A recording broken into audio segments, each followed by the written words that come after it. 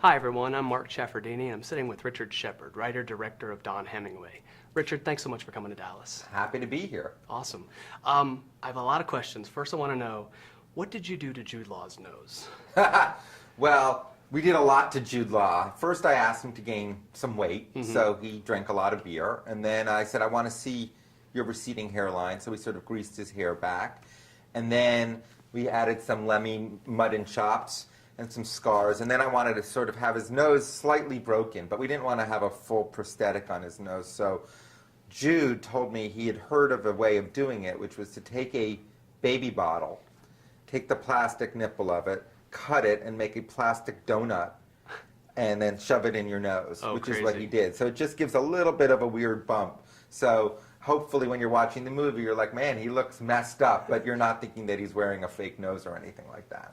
Gotcha. But this was all in sort of part of the process of Jude becoming Dom. Like, how do I become Dom Hemingway? And sort of losing his sort of normal way of looking is a great way to sort of help an actor find his character.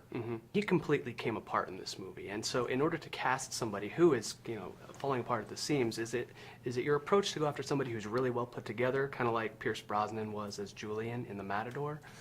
Well, I like taking actors that you think are one thing and showing them in a different way. I mean, hopefully when you see a movie, you're surprised and things are different than you expected, especially if it's an independent film. So for me, I wanted to take an actor who you've never seen play a role like this and give him an opportunity to do something he's never done before. And I think Jude really appreciated the idea that Dom, who is this profane, verbal, crazy guy, is also a mess. And I think he enjoyed playing both the egotistical, ranting part of Dom and sort of the more quiet, more I'm a mess sort of Dom. And that's all part of the reason the movie's called Dom Hemingway is that it's sort of a portrait of a guy.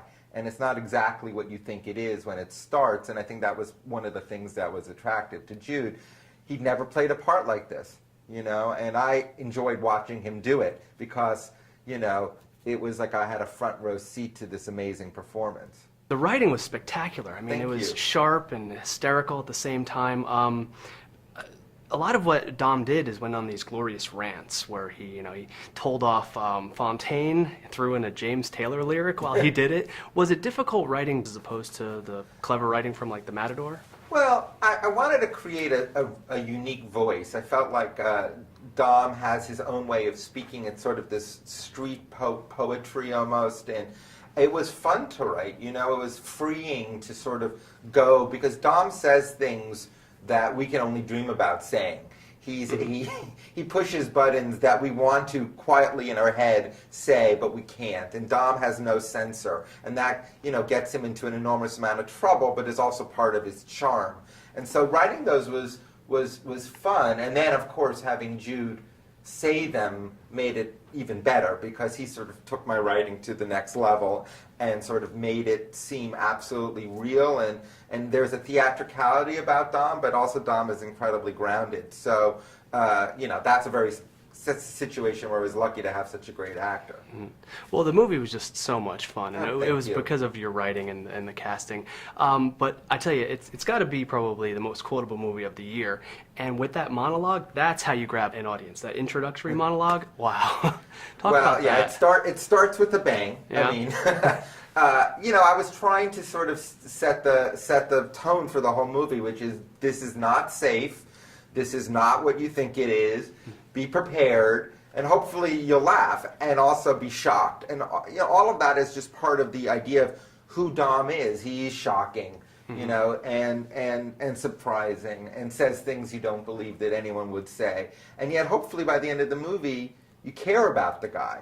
And that was sort of the challenge: is like how to set this guy up as this profane, tough guy who you think is just one thing, and then by the end of the movie, hopefully you're like, oh my God, I actually care about this guy, I'm rooting for him, and I don't want him to shoot himself in the foot again, which is what he does through the entire movie. The film takes a lot of different tone changes. Is that why you came up with the chapter method of breaking it up with the text on the screen? Like a man who has no options suddenly has all the options in the world?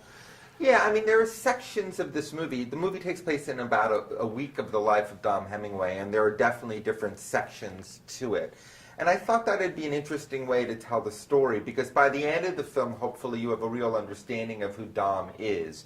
But every turn of the film is not quite what you expect, or I hope that's the case. And because of that surprise, I hope the movie's sort of compelling. And that was sort of the goal going in, was to say this is not going to be your sort of by route gangster movie, because it's a crime movie without any crime in it. Mm-hmm.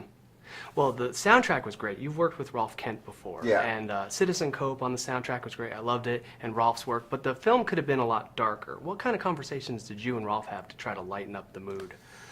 Well, this is a tone thing like you asked about, because the movie mixes, it's funny, and then it's also dark, and then it's also emotional, hopefully, and it's a cross-section of things. And I'm interested in movies that switch tones. The Matador did that, too. It starts one way, it goes a different way. You can't, sometimes you're laughing, sometimes you're not.